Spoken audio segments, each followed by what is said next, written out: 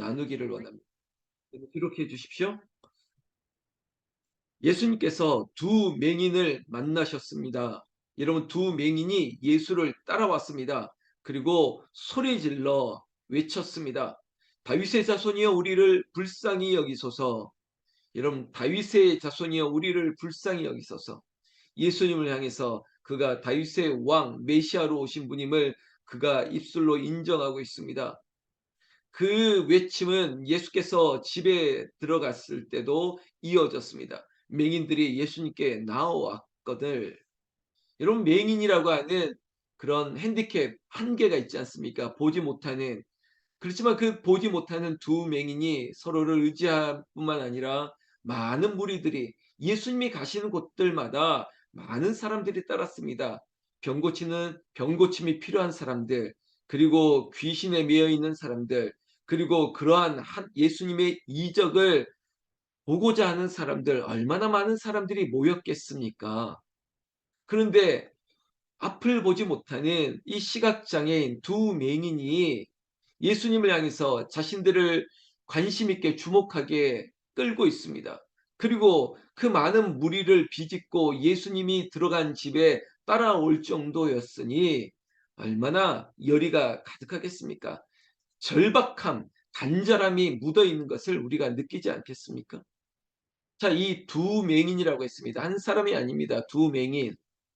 여러분, 두 맹인이 서로를 의지하면서 나왔다고요.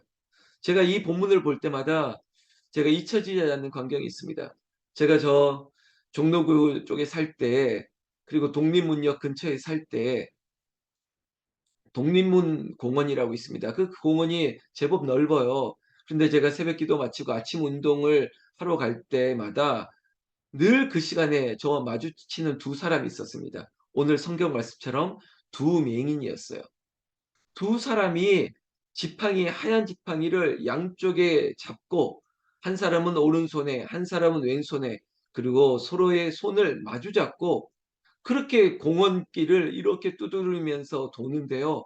근데 그 걸음의 속도가 저의 속도를 따라잡을 정도로 빨라요. 익숙한 길이겠죠. 늘 도는 길들, 그리고 서로의 손을 꽉 잡고 각자의 손 한쪽에 하얀 지팡이를 들고 얼마나 빠른 속도로 막 걸어다니면서 그들이 입술로는 찬송을 부르더라고요. 그 광경이 잊혀지지가 않아요. 시각장애인 두 사람이 손을 맞잡고 그들이 그 공원길을 다니면서 이 하얀 지팡이가 딱딱딱딱 치는 게 마치 메트로놈 소리처럼 딱딱딱딱 하면서도 그 소리에 맞춰서 찬송을 부르는 그 광경이 아직도 잊혀지지 않고 있습니다. 사실 좀 궁금하네요. 지금도 가면 계실까? 제가 떠나온 지가 6년이 됐는데 그곳에 그분들이 계실까? 너무 인상 깊은 거예요. 그래서 오늘 이 본문을 대할 때도 두 맹인 이렇게 하니까 그분들이 떠올랐습니다. 찬송하는. 제가 이후에도 말하겠지만 여러분, 눈에 보이는 장애만이 장애일까요? 이 시각장애인들, 제가 독립문 공원에서 봤던 그 두 맹인, 눈이 보이지 않는 한계를 넘어서는 그런 삶, 물론 새벽을 깨우고 찬송했다고 그의 삶이 이렇다 말할 수는 없지만 저는 정말 인상 깊고 존경스럽고 보기 좋았습니다. 그들이 보이지 않는 그 길을 익숙한 듯 찬송하면서 걷는 모습. 자, 오늘 다시 본문을 주목합시다. 예수께서 집 안에 들어가시며 맹인들이 따라왔습니다. 예수께서 이르시되 그 맹인들을 보았겠죠. 그리고 그 맹인들에게 먼저 말씀하고 있습니다. 여러분, 이 말씀을 우리가 한번 들어보십시오. 내가 능히 이 일 할 줄을 믿느냐? 이겁니다. 내가 이 일 할 줄을 믿느냐? 여러분, 분명히 예수님께서는 다른 말이 아니라 이 일 할 줄을 믿느냐라고 했습니다. 그 일이 뭡니까? 예수를 향해서 맹인들이 소리쳤던 것들은 불쌍히 여겨 주소서, 불쌍히 여겨 주소서였습니다. 이런 맹인이 나를 불쌍히 여겨 주소서, 그 불쌍히 여기는 그 주체, 이유가 무엇인지 당연하다라고 하지만 예수님은 그들의 문제를 아셨던 겁니다. 그들의 필요를 아시는 것이에요. 그리고 그들에게 이 일 행할 줄을 믿느냐? 내가 능히. 여러분 예수님께서는 믿음을 보시기를 원하는 것입니다. 행함 없는 믿음도 그리고 믿음 없는 행함도 이거 다 중요한 것이에요. 예수님은 믿음을 보시는 것입니다. 여러분 맹인들의 대답 보십시오. 이에 예수께서 주여 그러하오이다. 주여 그러하오이다. 예수님이 능히 우리의 문제를 해결해 주실 줄로 그리고 우리를 불쌍히 여기시는 긍휼하신 목자이신 것을 알기에 그들이 외쳤던 다윗의 자손 그들이 바랐던 메시아 하나님의 아들임을 믿었기 때문에 예수님은 그들의 믿음을 보시고 그들의 눈을 만지시면서 이르시되 너희 믿음대로 되라. 너희 믿음대로 되라. 여러분 우리의 믿음대로예요. 여러분 기도하고도 의심하고 구하는 기도는 여러분 기도가 아닙니다. 믿음의 기도는 의심하지 않아요. 의심하지 않을 뿐더러 능치 못할 일이 없다. 믿음대로 그대로 되어진다라고 외치는 거죠. 여러분 간청하는 것 그 간청하는 기도가 우리 안에 있어야 될 줄로 믿습니다. 눈에 보이지 않는 상황에도 불구하고 주님을 만나기를 원했던 이 두 맹인과 같이 그리고 그 예수님을 따라 그들이 간청했습니다. 주여 우리를 불쌍히 여기소서. 사랑하는 새벽을 깨우는 성도 여러분들 예수께서 우리를 불쌍히 여기시기를 원합니다. 그 주의 은혜가 우리에게 자비로운 마음으로 다가오기를 원합니다. 우리의 문제를 해결하실 분은 예수밖에 없습니다. 그리고 예수를 만나기를 원하고 예수 앞에 간절히 외치고 청하는 기도, 간구가 이 새벽에 있기를 원합니다. 주여 이 일 행할 줄을 믿느냐? 주여 그러하오이다. 내 믿음대로 될지어다. 이것이 우리의 믿음이에요. 내 믿음대로 될지어다. 여러분 그들이 눈을 떴습니다. 눈이 밝아진지라. 할렐루야. 나는 새벽마다 우리에게 간증이 일어나기를 원합니다. 그것은 뭐냐? 하나님, 내 속이 시원해졌습니다. 내 눈이 영안이 맑아지고 내 복잡한 생각이 단순해지고 그리고 내 어두운 생각들이 밝아지고 모든 것들이 여러분 예수님은 능치 못할 것이 없습니다. 여러분 믿으십니까? 여러분들의 인생의 모든 것들 주님이 믿음대로 그리고 너희의 소원대로 이루어지기를 주의 이름으로 축원합니다.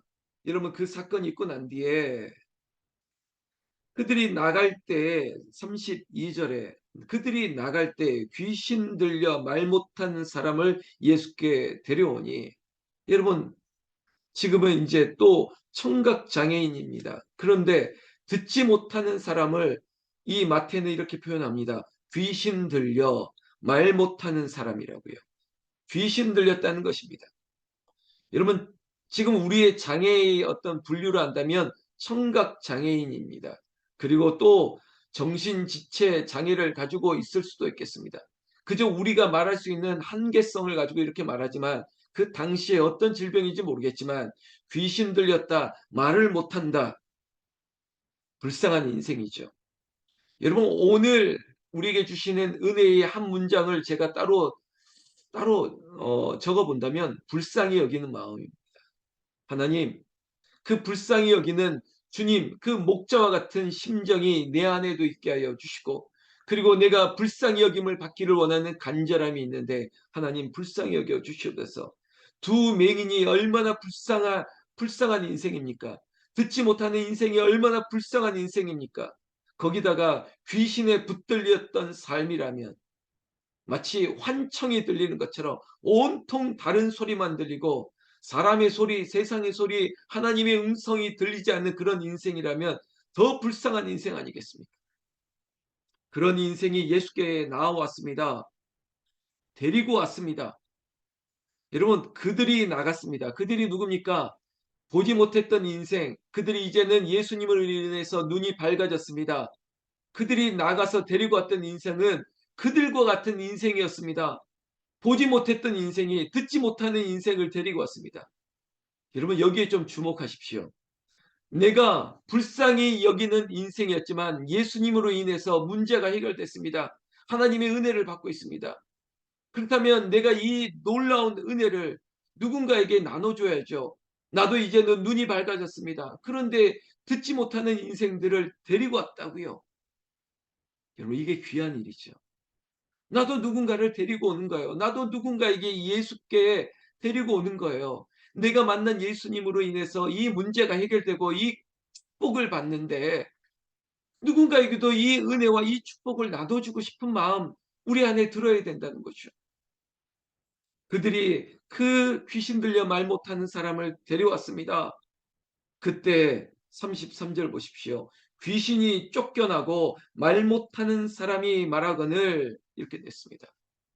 여러분 중풍병자가 혼자 온 게 아닙니다. 중풍병자는 혼자 올 수 없었어요. 그래서 그를 들고 왔던 친구, 그들의 믿음을 보신 것이에요. 그렇다면 여러분 이걸 그냥 지나칠 수 없는 게 두 맹인은 예수님께서 그 맹인을 향해서 이 일 행할 줄을 믿느냐? 그들의 믿음을 확인하셨습니다. 그런데 귀신 들려 말 못하는 이 사람에게는 왜 예수님께서 묻지 않았습니까? 저는 두 가지 이유를 생각했습니다. 당연한 것 같은데 듣지 못하니까. 듣지 못하거늘 했습니다. 예수님이 말해도 듣지 못할 것 같아서 그래서 묻지 않았나? 그게 첫 번째 생각이었습니다.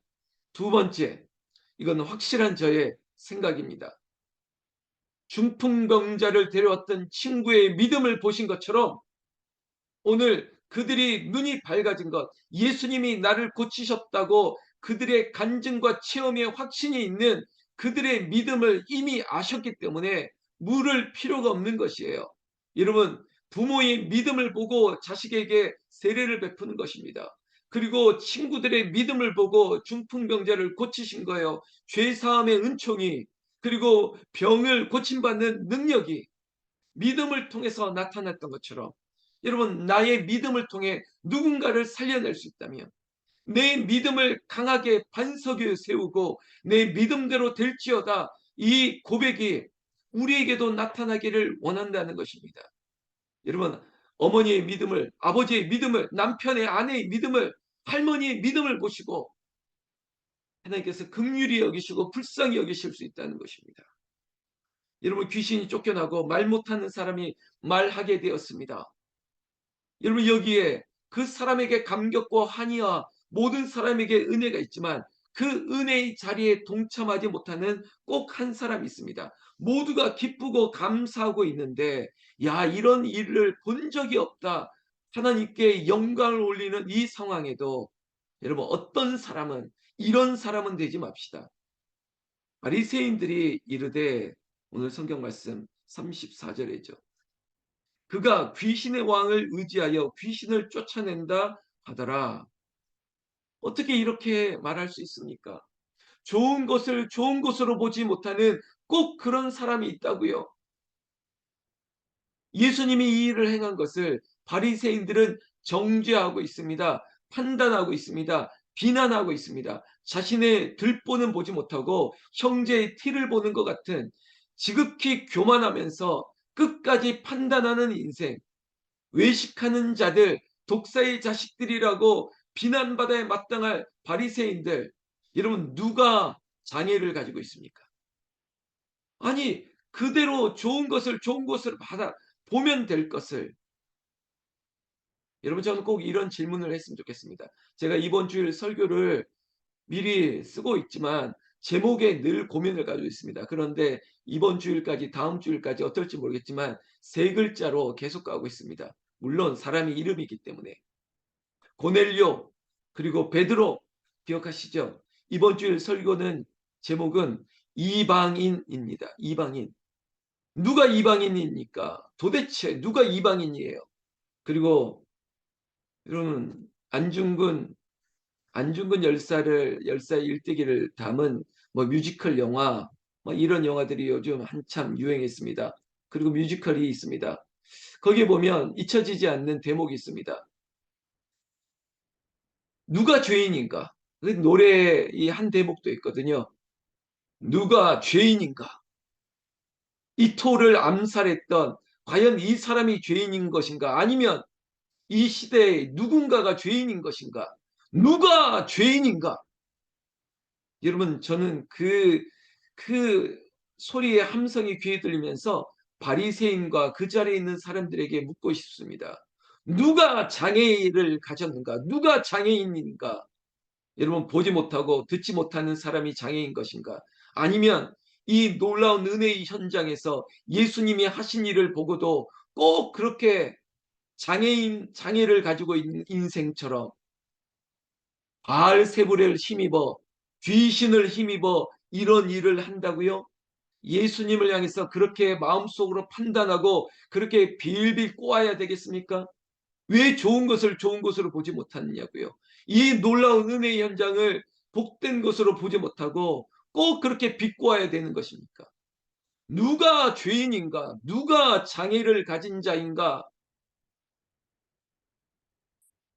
35절에 예수께서 모든 도시 마을에 두루 다니사, 여러분 예수님께서 앞서서 했던 일들을 한번 정리해 주고 있습니다. 마태의 시선으로 예수님은 회당에서 가르치시며 천국 복음을 전파하시며 모든 병과 모든 약한 것을 고치시니라. 여러분 오늘 이 문장에 여러분 동사에 동그라미를 치십시오. 예수님의 3대 사역입니다. 가르치시며 전파하시며 고치시니라 이거죠. 여러분 지금 우리 북한산 기도원 홍은절교회 지금 전파하는 일에 불이 붙었습니다. 하나님이 거룩한 사명 앞에 우리를 기뻐하십니다. 왜? 천국 복음을 전파하고 있기 때문에. 여러분 그 복음을 듣고 주님께 나오는 누군가는 모든 약한 것을 고침받는 역사가 일어날 것입니다. 그리고 참 진리, 거짓된 가르침이 아니라 진짜 참된 진리를 배우게 될 것입니다. 가르치며 전파하며 고치는 교회를 통해서 여러분들이 들려주셔야만 됩니다. 여러분들이 샬롬을 전해주셔야만 됩니다. 누군가는 중풍병자의 친구처럼 데리고 와야 됩니다. 혼자 길을 찾지 못하는 자들에게 손을 붙잡고 데리고 와야 됩니다. 듣지 못하는 자에게 들려줘야 될 사명이 우리에게 있습니다. 그게 바로 불쌍히 여기는 마음이죠. 바로 성경 말씀 오늘 마지막 구절처럼 계속 볼 텐데 36절 무리를 보시고 불쌍히 여기시니 무리를 보시고 불쌍히 여기시니 목자 없는 양과 같이 고생하고 유린하는 그들의 기진함을 보는 분이 예수님이셨습니다. 그리고 예수님은 이 사역 앞에 불쌍히 여겨야 될 사람들이 많다. 구원받아야 될 사람들이 너무 많다. 그런데 성경 말씀 추수할 것이 많은데 일꾼이 적다. 그러므로 추수하는 주인에게 청하여 추수할 일꾼을 보내주소서 하라 하시니라. 아멘. 저도 마찬가지입니다. 불쌍히 여기는 마음, 목자와 같은 심정을 저에게 주시고 그리고 우리 교회도 이 목자 같은 심정으로 추수할 일꾼이 필요한데 하나님 그 일꾼을 보내주시옵소서. 오늘도 우리가 복음을 전파합니다. 그 사역에 하나님이 큰 은혜를 주시되 그 복음을 전파하는 사람에게도 불쌍히 여기는 마음을 더해 주시고 긍휼을 여기는 마음 그리고 하나님께서 병든 자를 고칠 수 있는 권세를 너에게도 주노라. 여러분 이 자리에 있는 우리 모두가 제자의 그 권세와 능력을 소유하시기를 나는 예수님의 이름으로 축원합니다. 축원합니다. 불쌍히 여기는 마음이 우리 안에 뜨거워지기를 주의 이름으로 축원합니다. 기도하겠습니다.